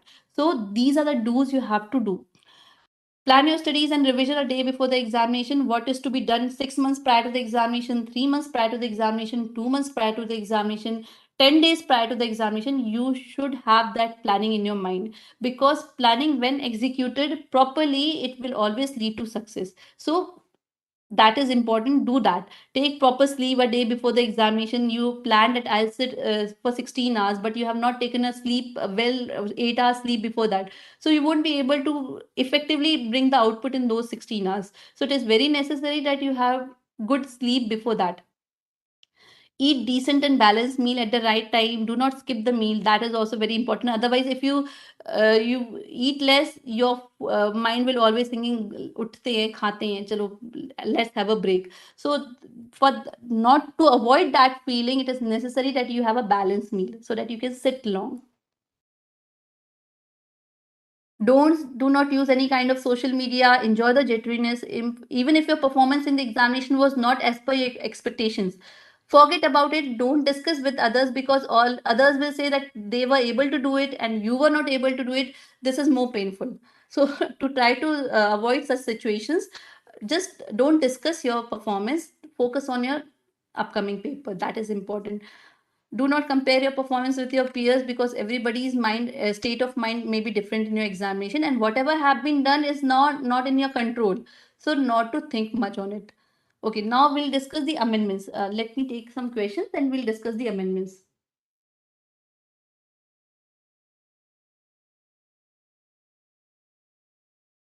Ma'am, can we have lectures in Hindi as well? I mean all subjects. See, students, let me tell you, I was also instructed to use bilingual, but here some students requested to put in English only. There is no such lecture by BOS which is completely in Hindi.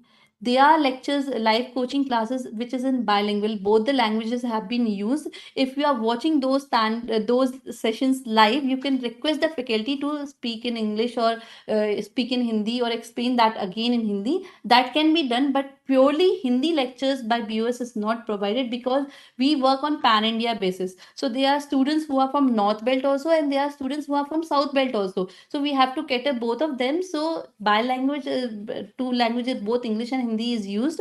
But in case you want watch live sessions, and you can request a respective faculty to use both the languages to explain whatever concepts you want to explain them in Hindi.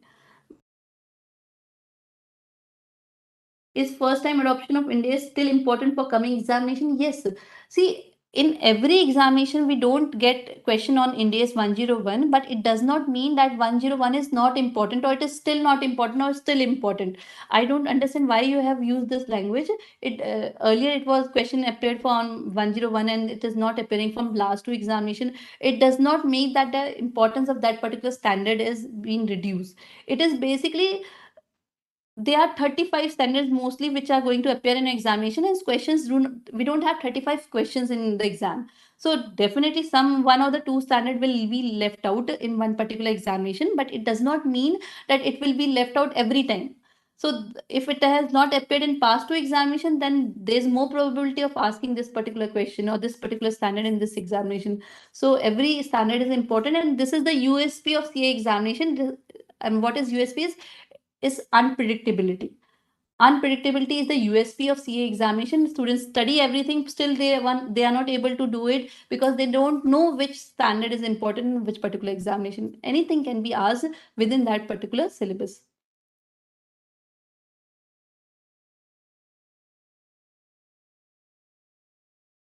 Okay, one student have asked some of the questions. Karthik has asked some of the questions need only part of the schedule 3. What to do? In that case, you have to write extracts of financial statements. It is not that you have to follow each and every heading of the format of schedule 3 to mention in your answer sheet. Whatever heading is required for your solution, that only you can give. But your answer should be within that particular heading in the balance sheet. For example, you have to write defer tax. So defer tax appears in under the heading of non-current. So you have to put it there only. If defer tax is not required in your solution, then you can skip that. If in the question the figures are given related to only current item, then no need of heading putting the heading of non-current. In that ways, what you can do, put a, if you are able, there are so only 2 or 3 figures appearing in the balance sheet, then you can mention at the beginning extracts of financial statement or extract of balance sheet, and give only those 2 3 items which are required to be presented in the balance sheet. So that is the way you have to approach, you have to follow the solution.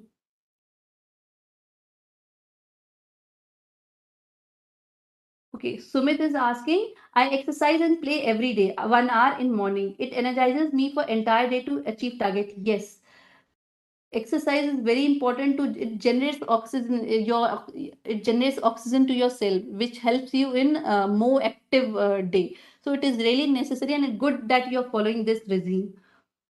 Mm. Okay, Sumit Jain is giving feedback for reading room also, that is a good place for study. Nakul Kumar, one thing I want to share, ma'am, that I have done my practice in FR. For example, I have done all questions on India's 115, but when I moved to next chapter of practice other subject, I forgot all the concept which I have done in India's 115. How to tackle with this situation? Good question, Nakul. Maybe I missed this point. See, student, if you just try to understand what is the human psychology, is that whatever you have studied for the first time, you should repeat that, you should revise that within 24 hours for the first time. Suppose if I have studied a new concept today, or I have learned a new word today, within 24 hours I should use that word in my sentence or something in my writing. After that, within 3 days or within 1 week, I should again use that word. And after 1 week, within 1 month, next usage will be within 1 month. In that way, that particular word will always be stay in my mind. That will be registered in my mind. This is the same approach which should be followed in your examination for this particular paper also. Whatever concepts you have studied in your India's 115 while studying that complete chapter, after leaving that chapter, after completing that chapter, when you start with new chapter, after 3 days, just go through your notes or go through those capsules which we have discussed in the earlier slides, only to just recapitulate the concepts which you have studied. Don't go through all the questions, only the concepts within 3 days. And after that, 1 week or say in 1 month, sufficient. This will complete concepts will stay or register in your mind. So that is important. You have to polish it. If you think आज खाया और फिर हम सोचें कि 2 महीने बाद हम उसको वापस याद करें, तो डेफिनेटली आप भूल जाएंगे. पर आप उसको 3 4 बार याद कर चुके होंगे तो आपको याद रहेगा. So it is very necessary that if you revise it after few gaps, your gap should be increased, but you have to revise after few intervals. Then only it will register in your mind forever. So this is required. Suggested answer up to which year should be practiced? Uh, Kuldeep, see what happens is that as I told you earlier also, for financial reporting, mostly what is appearing in the suggested answer is from the questions which are already given in the study material. So basic purpose of suggested answer is to understand what type of questions are appearing in the examination, on which standards these questions are appearing, and how to present a solution. So my new course started from May 2018. So I won't advise you to go back, because whatever have been appeared in the suggested answer is given in the study material. But for understanding, you can refer last 4 attempts or 5 attempts question paper. It is only to understand what type of questions are asked and on what standards these questions have been asked. What is the trend for being followed, and what is the probability of the standards to be tested in the upcoming examination. That is the purpose of your suggested answer right now at this stage. Okay, let's go with the amendments. See, students, my amendments covers two parts. One amendment is on CSR, which is the new amendment for the first time being applicable for May 2023 examination. The second part is the amendment which came last year, and it was also applicable for your November 2022 examination. So whatever was applicable for November 22 examination, I'll be discussing later. First, I will be discussing the amendments which is being applicable for the first time. That is the amendment in Corporate Social Responsibility Rules 2014. This is not in the Companies Act. Companies Act 2013 carries section 135, which is on CSR. However, this we have a separate rule on corporate social responsibility that is called as Companies Corporate Social Responsibility Rules 2014. In that particular rule, certain amendments have been made. So there in the rules we have clauses, rules. Huh? So in rule 3.1 stand, these amendments are effective from the date of publication in the official gazette. What happens in the Companies Act? Sometimes they come out with the amendment, but that amendment is not made effective, or amendment is not the effective date is different from the date of amendment.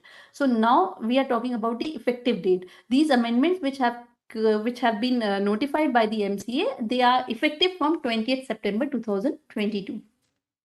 First amendment is that earlier we were forming CSR committee only when our amount of expenditure into CSR was more than 50 lakhs or above. Now they have said that it was earlier said that the CSR committee which we have constituted, that can be withdrawn or that can be dissolved if we are not having for coming 3 years, you are not having any CSR expenditure as per law to spend for. But now they said no, even if you are not having for consecutive 3 years, you are not having any expenditure, but you are having unspent amount left in your CSR account, then also you have to constitute a CSR committee. This is the amendment which is there. So sometimes happens the question is asked whether we have to form a CSR committee or not. So you have to not only look on the amount of expenditure which is to be spent by the company, you have to also look that whether there is any balance in your unspent balance in your CSR account. If there is any unspent balance in the CSR account, then also your CSR committee has to be constituted, or constituted committee has to continue, depends on the decision. This is the first amendment. Second amendment is on omission of Rule 3 to Rule 3 sub Rule 2 of the Company's Corporate Social Responsibility Rules 2014. We'll be talking about rules only. We'll be in short referring here rules 2014. So CSR rules 2014 Rule 3 sub Rule 2 states that every company that ceases to fulfill the criteria prescribed under section 135 of the company financial year is not required to constitute a CSR committee. Now, as per the amendment of this rule 3.2 of the has been omitted. So earlier they were saying that if you are not going to spend for the 3 consecutive years on CSR, then you can dissolve CSR committee or not required to reconstitute CSR committee. This rule has been omitted. Omission means that you have to still still have to constitute a CSR committee depending on amount of expenditure or depending on the unspent amount in your CSR account. Okay. Next amendment in within this rule is amendment inclusion in the list of entities that can be engaged as implementation agencies. See, whatever happen, generally companies are generally not able to do CSR expenditure on their own because they are busy with their other operational activities. So what they do that they do contracts with some implementation agencies who are solely constituted or solely registered for doing these CSR activities. So the list of CSR activities, list of certain agencies and certain companies have been listed out by the CSR rules earlier. In addition to those CSR rules, certain new companies have been added in the list which can also do the implementation of CSR activities. So these lists are basically universities, trusts, hospitals, or educational institutions which are solely formed with the intent of doing these CSR activities and not with the profit motive. They can also execute through these agencies also companies can do the CSR activities. Then next amendment is change in the limits of expenses incurred towards impact assessment. Whatever CSR activities company is doing, they have to find out what impact they are creating through these CSR activities. For example, a company is spending on education or poor people or needy people. However, you find that you spent that much money, but nobody is coming in that educational institution, nobody is attending the classes, or the students are not there, the fund is going somewhere else. So to see the impact assessment, how much literacy you are creating, if you are spending for education, you are doing some CSR activities in the field of education, how much literacy you are creating, that impact assessment is also necessary. So when you are doing that impact assessment, definitely you have to spend for that impact assessment also. So that impact assessment cost, which you can book as CSR expenditure, there was a limit for that. Earlier it was 5% of the total CSR expenditure of 50 lakhs, whichever is less. So now that cap has been changed to 2% of total CSR expenditure or rupees 50 lakh, whichever is higher. Whichever is higher means minimum 50 lakhs तो आप book कर ही सकते हैं अपनी books में as a impact assessment पे जो खर्चा आपका है, whatever expenditure you are incurring on impact assessment should considered as CSR expenditure that can be minimum 50 lakhs. इससे अल्टीमेटली यही मतलब है, whichever is higher का मतलब है 50 लाख तो होगा ही होगा, उसके ऊपर या 50 lakh. So this is 50 lakhs you can book as CSR expenditure as impact assessment expenditure on CSR activities. Next is revision in annexure 2 and E form of the companies. Whatever CSR expenditures is done, you have to report that. So that report is done by the board of directors. In their report, executive summary, disclosure on CSR spend, additional disclosure, these are the criteria. Earlier हमें detail देनी पड़ती थी, अब हम सिर्फ total दे देंगे. हमें executive summary में भी CSR के बारे में बताना होगा. We have to explain in through executive summary whatever impact assessment we have done for CSR expenditure. Disclosure of total amount spent should be in one line instead of giving detailed project wise. We are doing CSR expenditure in different projects. One is on education, one is on removing poverty or something else. So different projects we have undertaken, but for overall total expenditure, what we have done under this category, that we can mention as a disclosure on CSR spent. Additional disclosure on unspent CSR amount, that is also to be mentioned very clearly. This is that whatever you wanted to spend or you were required to spend, but you were not able to spend, what is the unspent amount, you have to disclose to your board. That is to be given in your company's board report. Now we come to the second phase, amendments which were applicable for November 2022 examination and is also applicable for your May 23 examination. This we are going to discuss now. There were three types of basically amendments. One was in Ind AS 16, property, plant and equipment. This amendment lead to a carve out. So this is very important. This has to be taken care, students. Please take care of this. One is this amendment. Second was in your Ind AS 37 and third was basically in your 103 and other standards we'll be discussing later on. So what was the amendment in Ind AS 16? In Ind AS 16 amendment, sorry, by the time I got one query, let me just go. So cap has been made towards CSR expenditure which is 50 lakh. No, beta, this is not CSR expenditure. This is expenditure on impact assessment. Expenditure on impact assessment of CSR activity is also considered as one of the CSR expenditure. So the cap is not 50 lakh on CSR expenditure. CSR expenditure is depending on the 2% of your average turnover. Okay, so it can be even in crores also, but out of that crores, say you are required to spend 5 crores on CSR activities. Out of 5 crores, 50 lakh is the cap on impact assessment, whatever impact assessment you are undertaking to understand whatever CSR activity you are doing, what is the impact of that. For that 50 lakh is the maximum, is the minimum amount. Now, it is now a minimum amount. So this is a cap for that. In fact, this is the minimum cap. In fact, so this is not for overall CSR expenditure. CSR expenditure का एक criteria ये एक खर्चा ये भी है सब expenditure. Okay, Nakul, hope it is clear. One query I got. So we move again, come back again to the amendments. In Ind AS 16, property, plant and equipment, what happened? Whatever plant and machinery, or plant property, plant and equipment, we when we bring it to operation, before that we do some trial runs. When we do that trial run, we incur some expenditure, we also generate some product which can be sell out.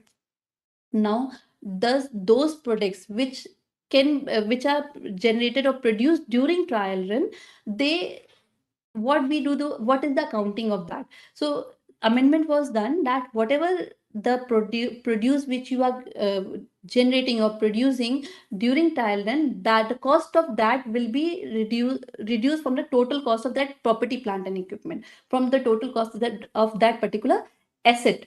They should not be charged to your or recognized in your profit and loss. However, your IAS 16, corresponding to India 16 is IAS 16, Property, Plant and Equipment, Indian Accounting Standard, IFRS.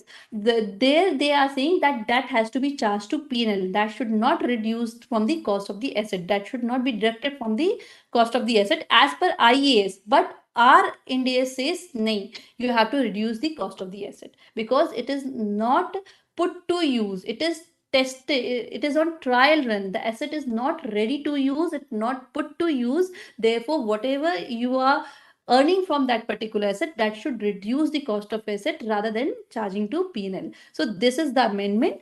So as per NDS, you have to reduce the cost of the asset with whatever the revenue you are generating from the produce during the trial run. But as per IAS, it should be recognized to P&L. Next amendment is in India's 37 provisions, contingent liabilities and contingent assets. On-risk context. On-risk context, how you define what is the on-risk context is that how you define on-risk contract when your cost exceeds your total cost to execute that particular contract exceeds your inflows. So that particular contract is considered as on-risk contract. Now, what is the cost which is to be considered while deciding that how much total cost is exceeding the total inflow or total revenue? So it was not defined. It was only mentioned earlier in the standard. It was only mentioned to consider unavoidable cost. What forms unavoidable cost, that was not explained in the standard. Now they have increased because there were differential treatments by different entities. Some used to do only directly attributable cost to the contract was considered as unavoidable cost. Some used to think that incremental costs are also forming part of that unavoidable cost. To maintain that consistency, to maintain that uniformity, this amendment has been brought, and this amendment states that to to compute the unavoidable cost, you have to include both directly attributable cost as well as incremental cost. Now the question arises, what is incremental cost? Incremental cost is the cost which are related to that particular activity but not in a direct form. For example, impairment. You are using particular asset to execute that particular contract. That asset was not meant for that particular contract, but meanwhile during the operation you had to use that particular asset. So if that asset face some impairment, then the impairment loss, part of that impairment loss should also be allocated to this particular contract. Impairment loss is a cost, so it should also form part of the unavoidable cost. So this is called incremental cost. That is the why they have changed the language also.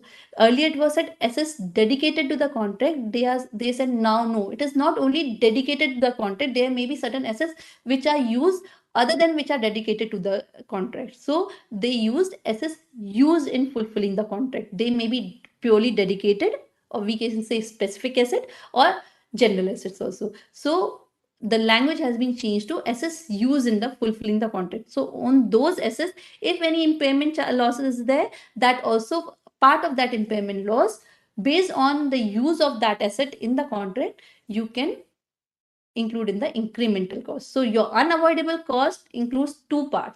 One is direct attributable cost and second is incremental cost. Incremental cost is basically meant for those assets which were not dedicated for the contract, but they are in duration, meanwhile they are in between, they have used somehow for that particular contract. Or some additional cost, it is not only for asset, some other costs which may not appear to be directly attributable, but they were incurred with relation to that particular contract. They also form part of unavoidable cost to be calculated. Okay. Next is 103 business combination. Basic assumption is basic amendment is that conceptual framework was revised recently, and based on that a language has changed in this 103. Besides that, conceptual framework defines the meaning or definition of asset and liability. Based on that, we define that okay, this is an asset, this particular event is a liability. Now in Ind AS 103, when we acquire a business, there are certain unidentified liabilities also which we acquire. Now what happens is that they say that you have, because it is meeting the definition of liability as per conceptual framework, they have to be considered at the time of acquisition. However, as per Ind AS 103, levies, their appendix C is levies, and there is also Ind AS 37 which talks about contingent liabilities. They do not meet the definition of liability, they meet the definition of contingent liability, and these liabilities do not form part of the balance sheet, they are written outside the balance sheet. So what to do? So earlier there was two differential treatment. People used to follow conceptual framework, and based on the definition of liability, they used to recognize them as a liability at the time of acquisition of a business, and then they de-recognize it because of the specific guidance and given in some of the Indias. Now, to avoid that differential treatment, what amendment has been brought out is that they have brought the exception in that particular standard only. At the time of acquisition, if particular item do not meet the definition of Ind AS 37 or the definition or the guidance provided in Appendix C of Ind AS 103, which talks about levies, then you need not classify them as a liability, even if it is classified as liability as per conceptual framework, but they are not being classified as liability because of India's 37 provisions or because of the provisions given in Appendix C of India's 103, then that will not be considered as a liability for the purpose of acquisition. If there's one particular line which is to be taken care is that if incurred, I'm not able to mark this pen. Sorry, if incurred separately.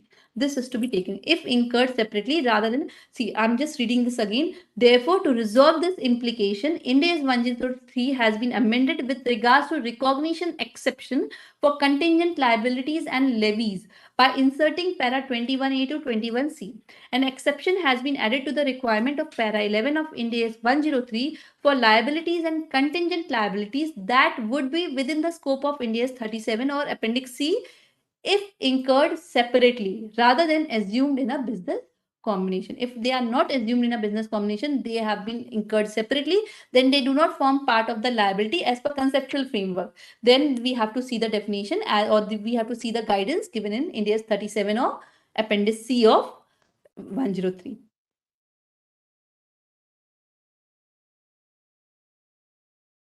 For first time 101 first time adoption of Indian accounting standard, earlier what you said, there was an exemption given that for a first time adoption of a company, whatever cumulative translation difference we are having, we can deem to have it as a zero, we can consider it as a zero in the transition balance sheet. Now sometimes it happens that you have subsidiary companies which do not follow Ind AS. They started adopting Ind AS in the later years in their separate or standalone in their not separate in their standalone financial statements. In that case, do they need to apply the exemption given in Ind AS 101 that their cumulative translation difference should be zero, or the amount which is appearing in the consolidated balance sheet?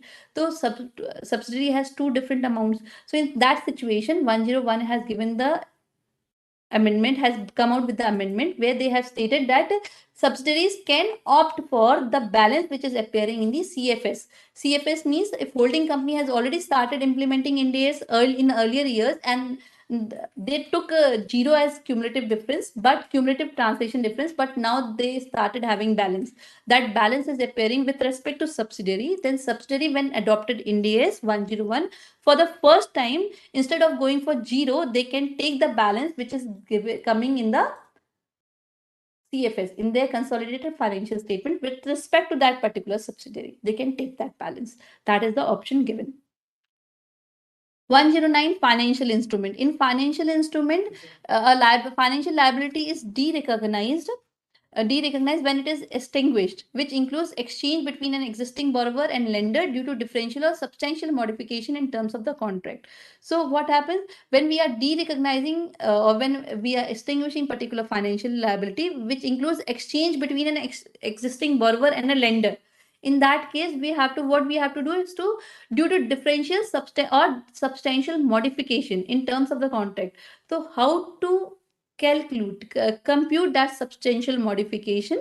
We have to see whatever the terms are considered to have been substantially modified when the net present value of cash flows under the new terms, discounted using whatever effective interest rate, differs by at least 10% from the present value of the remaining cash flows under the original terms. See, financial liability, you assume that your cash flows are, for example, 10 lakhs. Now, under the new terms, you are finding that your now new cash flows, discounted value or net present value of those cash flows will be 1 lakh 20,000. So the difference is more than 10%. Then this is a substantial modification. For identifying whatever the cash flows are there, जिसकी आपको net present value calculate करनी है, for which you have to calculate the net present value. So what are the cash flows to be included? Including any fees paid, net of any fees received. But this was not defined. What should come in fees received and what should come in fees paid. Now, through amendment, they have defined that what comes in fees paid and what comes in fee received. What comes in fees paid is includes amount paid by the borrower to or on behalf of the lender, and fee receipts includes fees or amounts paid by the lender to on behalf of the borrower. That is the basic explanation of particular terminology. This has been brought through amendment in Ind AS 109. In Ind AS 41, we have to measure the biological assets at fair value. For measurement of biological asset at fair value, we have to consider the cash flows. For cash flows, certain items were excluded. In that, there was cash flow for taxation, which was excluded. Now that cash flows for taxation, that particular item has been deleted. It means they no more form part of the exclusion. Indirectly, we can say they form part of the inclusion. Now, for fair value measurement of biological assets, cash flows for taxation should be considered while doing the fair valuation measurement. Okay. So, students, these were the amendments which have taken place. In case you have any query, please just raise that, or you want me to discuss something more, please tell me. Otherwise, we'll end up the session here because there are no more queries right now. So in case you have any query, you please raise. I would be happy to reply that. Otherwise, you can also raise your queries which comes to your mind later point of time through your Ask a Query mobile app. Okay. I'm just waiting for 1 minute in case you raise any query. Otherwise, we'll end the session.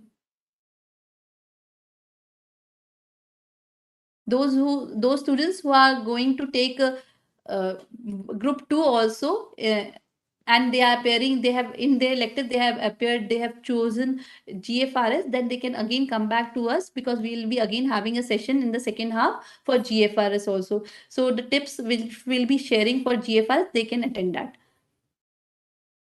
Okay, students, I'm not finding any more queries. So all the best. Hope you find this session to be effective and helpful and beneficial, and you'll be taking use of this. Thank you.